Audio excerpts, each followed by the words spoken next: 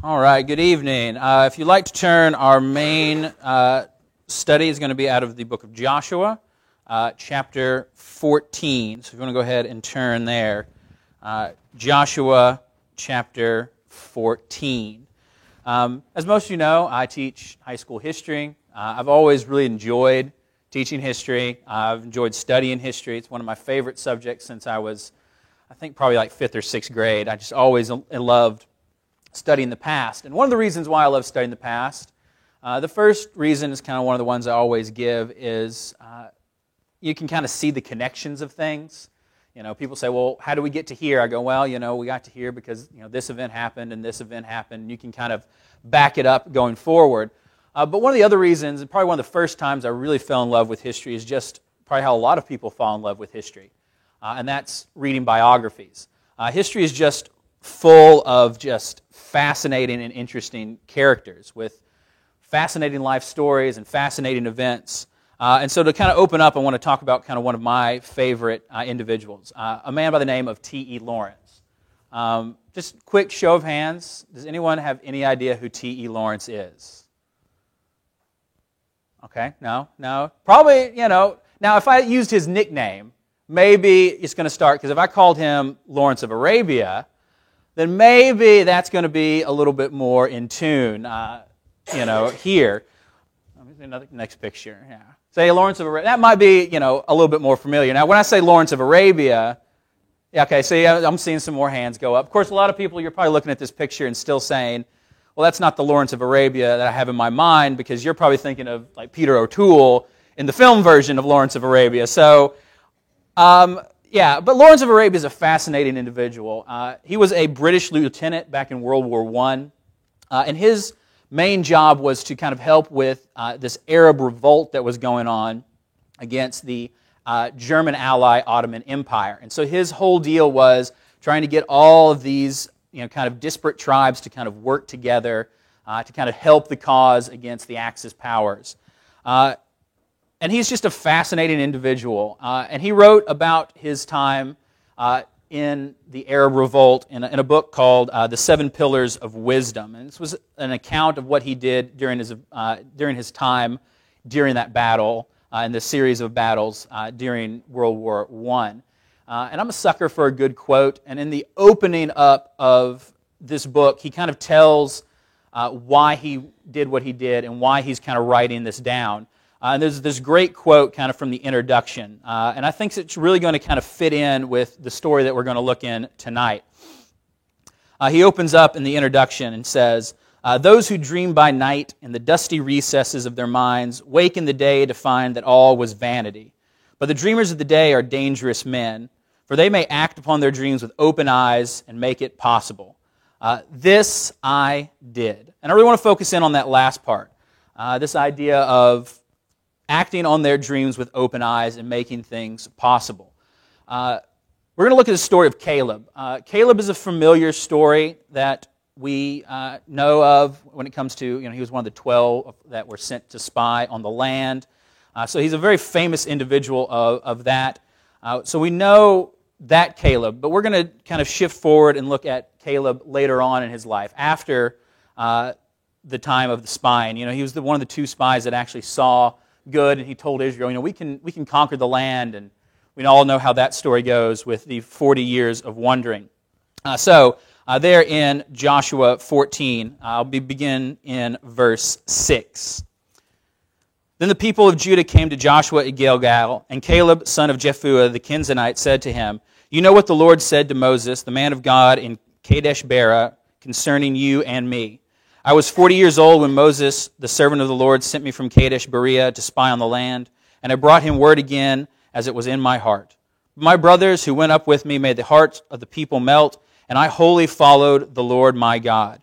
And Moses swore on that day, saying, Surely the land on which your foot has trodden shall be an inheritance for you and your children forever, because you have wholly followed the Lord my God. Now behold, the Lord has kept me alive, just as he said, these 45 years since the time the Lord spoke this word to Moses, while Israel walked in the wilderness. And now behold, I am this day 85 years old. I am still as strong today as I was on the day that Moses sent me. My strength now is the strength that was then, For war I am going and coming. Now give me this hill country, for which the Lord spoke on that day. For you heard on that day how Anakim were there, the great fortified cities. It may be that the Lord will be with me, and I shall drive them out, just as the Lord said.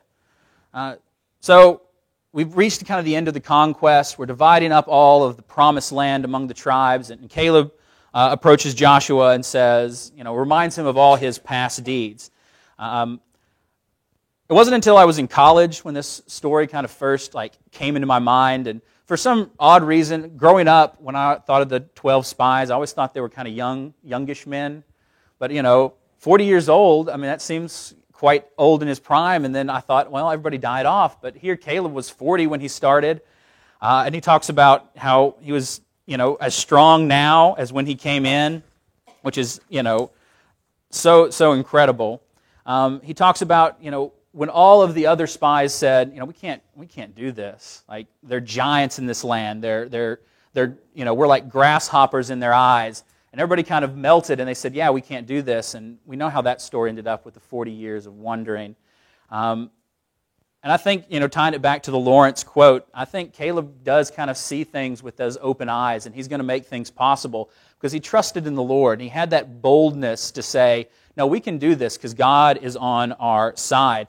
He knew the task was going to be difficult. He saw the men of this land. He knew that the rest of Israel was going to be fearful, but he said, no, the God was on our side. And here we are 45 years removed from that moment, and there's this promised idea that we are going to see this.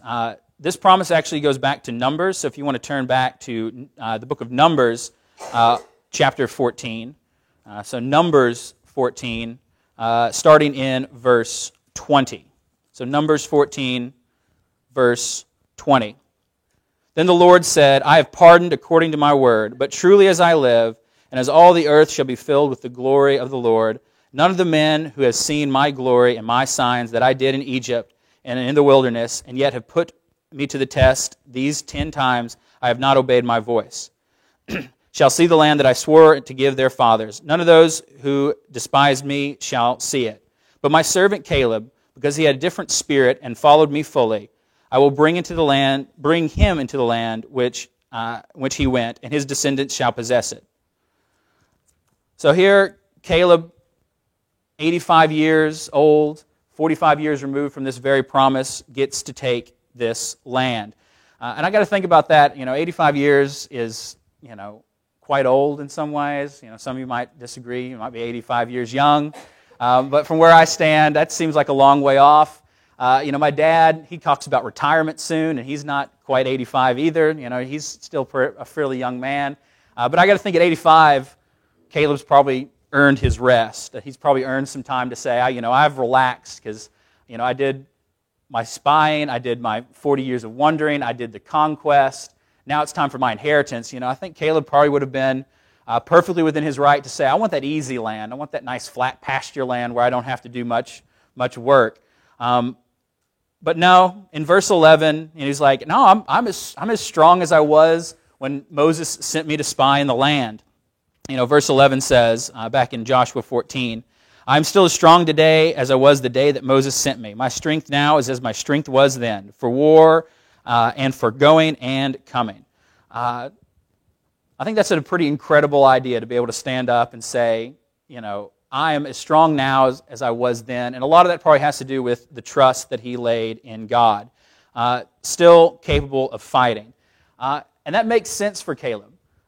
This man who stood up among the people of Israel and said no to the other 10 spies, who had the boldness to kind of stand up there and say, no, these 10 men are going to melt your hearts with these fearful ideas, these terrible sayings, talk about how we can't do it. But he said, no, we can do it. So it makes sense that when it comes time for his inheritance, he's going to ask and continue to ask for the difficult things. That he's going to continue to be a bold individual in this idea. And so it comes to verse 12. As I read it from the English Standard, it says, now give me this hill country.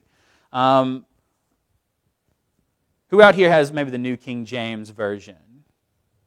Yours probably says something a little bit different. It probably says, give me this mountain.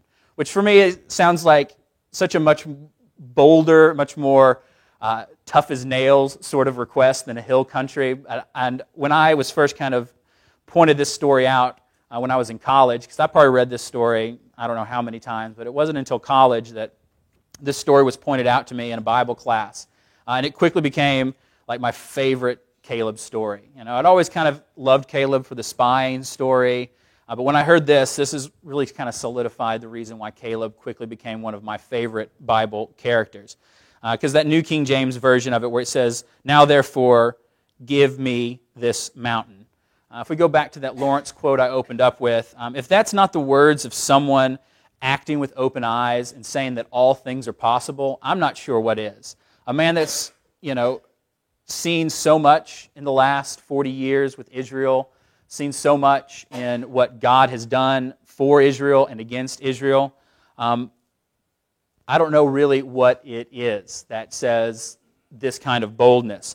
I think Caleb, like I said, had earned his rest. He stood up and told Israel that they could easily conquer this land, that they could do all things if they trusted in God. He had lived through the wandering, watched a whole generation of Israel die off. Probably friends, relatives, people that he loved and cared for had died off. He had fought in the conquest. He had seen all these things.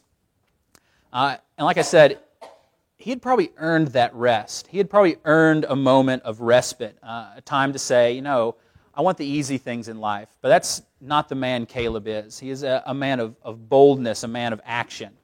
And so what can we kind of glean from this? I'll be honest, I don't know if I'm always going to be able to live up to that kind of mentality of Caleb. I don't know if I can stand before people and say, hey, give me this mountain. Give me a hard task. I don't know if I'm quite bold enough at all times to really ask those things and ask for mountains in my life.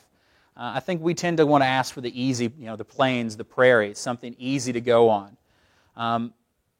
But I think we are stronger than we often think that we are sometimes. I think the mentality of living boldly, the mentality of having a great spirit within us is something that is very much a part of us if we just tap into it. If you'd like to turn to the book of 2 Timothy, chapter 1, I think Paul, in his letter to Timothy, sums this up quite well as well. So the book of 2 Timothy, chapter 1, verses 6 and 7.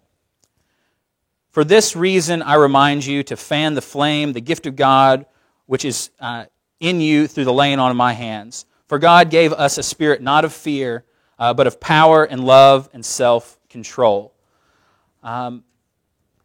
Much like Caleb, Timothy was given a pretty monumental task. A young man to kind of lead a church, to kind of follow in the footsteps of Paul. And Paul, in this letter to him, is encouraging him. He's reminding him, fan the flame, continue to be bold. You don't have a spirit of fear, but one of power, one of boldness, one that can conquer those mountains if you ask for them. And I think Caleb really does fit that description as well. Caleb is a man of boldness, a man of action, from his youth as a spy all the way through the conquest, and then here when he's gathering up his inheritance. To ask for the hill country, to ask for these mountains. And I think we as Christians can follow Caleb's example. We can be bold. We can be those dreamers of the day that T.E. Lawrence was writing about. Individuals that can see a task at hand and through trusting in the Lord, trusting in God and what He can provide for us, we can be that as well. I think that is kind of the takeaway from this lesson that you see from Caleb, that we can be just like him. We can stand before God and say, please, give me this mountain. Give me something that I can be bold with. And that's not always an easy task. I know it's something that I will not always do. I know I have struggles with asking for difficult tasks or asking to be bold in situations. But I think back to Caleb and what he went through and what we can glean and learn from this. And I think there are various mountains of varying sizes for each individual that's in here. Your mountain may not be my mountain. My mountain's not your mountain. But through trusting in God, just as Caleb did, talking about how he wholly trusted in God through his whole life, that he too can conquer these mountains. And we as Christians today can conquer those mountains as well. And so that kind of brings us to the end of this. And so if there is something that you need, prayers of the congregation, maybe that mountain is you just being bold enough to step out and say, I need help with something. I need the prayers of this congregation. Maybe your mountain might be, giving your life to Christ and making that bold move to step out and accept Him as your Lord and Savior. We are here with open arms, willing to help you in any way that we can. Come forward now as we stand and sing.